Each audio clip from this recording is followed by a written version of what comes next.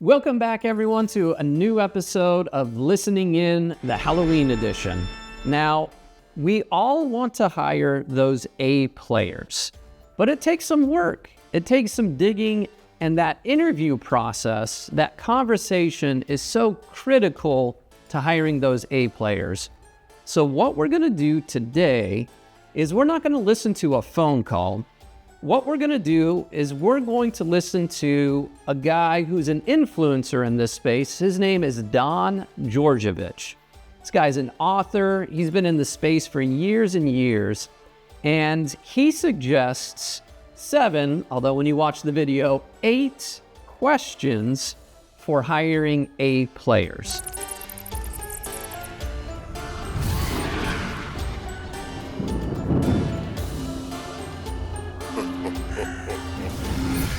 Now, we're only going to cover 5 of those questions that are the most applicable to what we're talking about and what we're trying to help people with.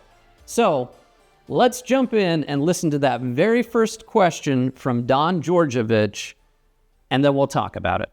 So first question is, what led you to join ABC Company? Where ABC Company is the company that they're working for now or a company that they worked for in the past?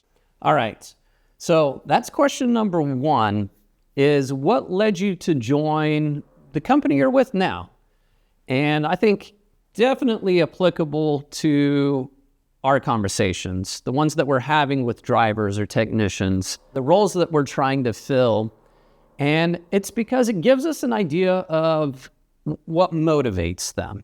Is they chose their current company or their most recent one for a reason. What was that reason? It helps us to begin to understand the person that we're speaking with. And we can repeat that question multiple times as we begin to understand their work history. What made you choose that one? What led you to that one? And we'll start to notice most likely a trend or a pattern. If every time their answer is, well, it offered more pay, hey, I don't blame them, but we got to begin to question, are they just going to leave our position for the next one that says that they're going to pay them more? So hopefully their motivation isn't just about that.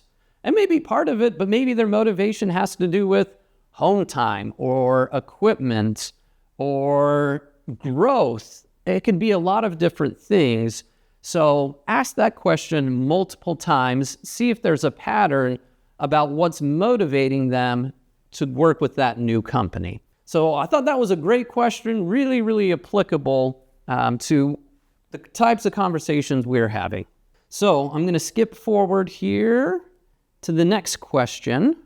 So next question, number 2, what led to your decision to leave your job? So instead of asking, why did you leave? You want to say, what led to your decision?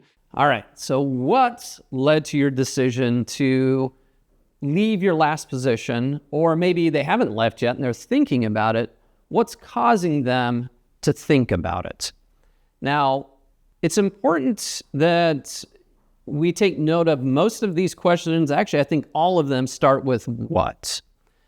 And the reason for that is when we ask why questions, those come across as much more, invasive or threatening, like, well, why'd you do that? And why are you doing this? Whereas a what question, just much more open and comfortable, and we'll get those honest answers that we're looking for. So what led to your decision to either leave or think about leaving your current company?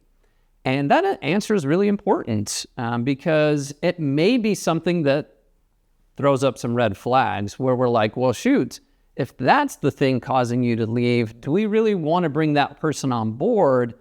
Because maybe there's a history there of that person where every time this thing happens, they're looking for the next thing. So what was it? And chances are it's legit, right? It's good for us to understand, well, maybe they are unhappy because they weren't getting enough miles or making enough money when they were promised X amount, but they're really making Y amount. So I think that's another really good question to help understand the individual that we're speaking with so that we only hire the A players. All right. Question number 3, we're not going to listen to. I'll tell you what it is, though. And it was, what were you hired to do? And great question. We might learn some new things, maybe give it a shot. But for the most part, I think if we're asking what were you hired to do, we're going to get a typical answer like, well, move freight, right? If that's who we're talking to, or, repair vehicles or trucks, or depending on the position. Whereas a lot of times for the positions we're talking about, it wasn't for a specific project or taking over a team of people. So maybe not as applicable, but still give it a shot. See what happens. All right, so we're going to skip question 3, and now we're going to go to his question number 4. So moving on to number 4. What were your biggest accomplishments in your last job, and how did you achieve those? All right.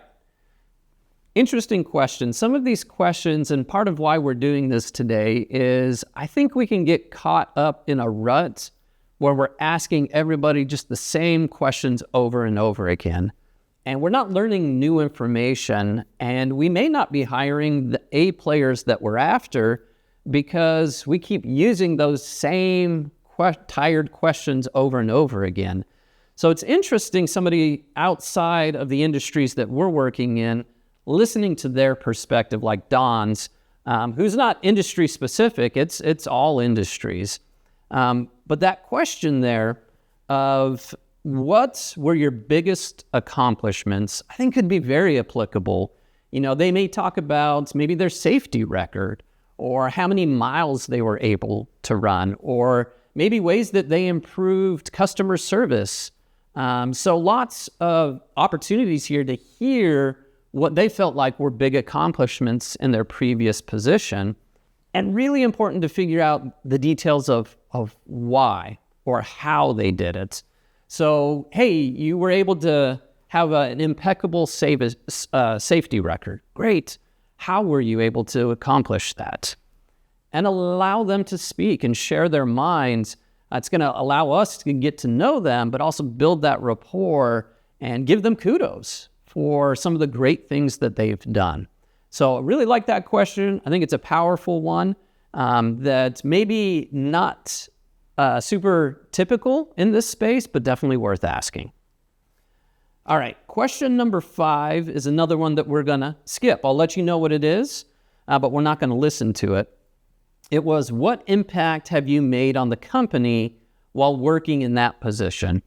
So once again, maybe not as applicable to some of the roles that we're talking about today, but it could be. So something to consider, but we're going to jump on to question number 6. So moving on to number 6. What were you most passionate about at ABC Company, and what did you enjoy the least? All right. So I think it's a good question that, once again, maybe is a little outside of the box of what we typically ask, but asking what they liked the most about their current company and what they liked the least about that, we're going to learn some things. We're going to, once again, maybe uncover some red flags where we go, ooh, okay, hold on. Let's slow this down. This may not be a good fit for either individual right now, either the company or the person we're speaking with. So what were some of the things they really liked? Well, and then we can begin to match up what we can offer them with what they did like. What are some of the things they disliked about that company?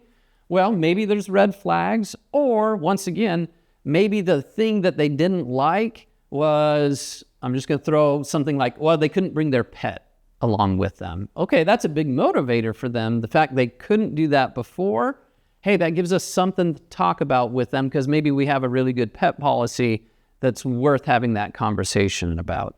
So once again, trying to uncover things that help us make a good decision and them to do the same about us. All right, so the 5th and final question that we're going to talk about, and then he's got one more that I'll at least share, is going to get queued up right here. So moving on to number 7, this is actually one of my favorite questions, and it's, what 3 skills are you working on right now? Okay, so once again, it's got my wheels turning about questions that, I listen to a lot of recruiter calls, thousands.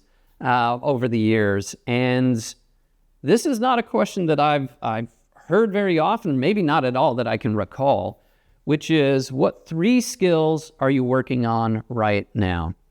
And it might be a tough question for people to answer, or maybe you'll find that somebody has put a lot of thought into it and they've got it right off the top of their head of, hey, I'm working on making my pre-checks even more thorough, or I'm working on, making a really good impression everywhere I go so that those customer service rates go up, or whatever the case may be. I think it's a really interesting question to see now they may disclose some really big opportunities that they have as individuals that make us scratch our chins a little bit and go, well, shoot, if that's the thing that they're really working on, maybe it's not a good fit. So ask the question, and I think we'll uncover some really important things about the individual that we're speaking with. And I think that's important to know the individual, because we begin to lump people into these broad categories of a good fit, not a good fit, but let's make it about the person that we're speaking with. So his final question, we won't listen to it, but it was, what question haven't I asked you that you wish I would have? And that may just allow that person to open up and share something they were really hoping you'd ask them about, but it just didn't come up naturally.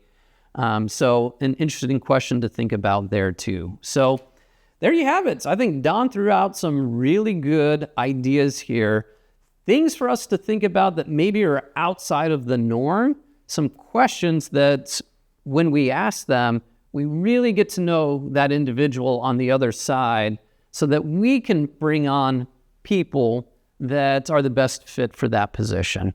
And one thing that we're hearing a lot is leads are plentiful, right? There's no shortage of people to speak with. So they've got to be even more selective with the individuals that they're bringing on.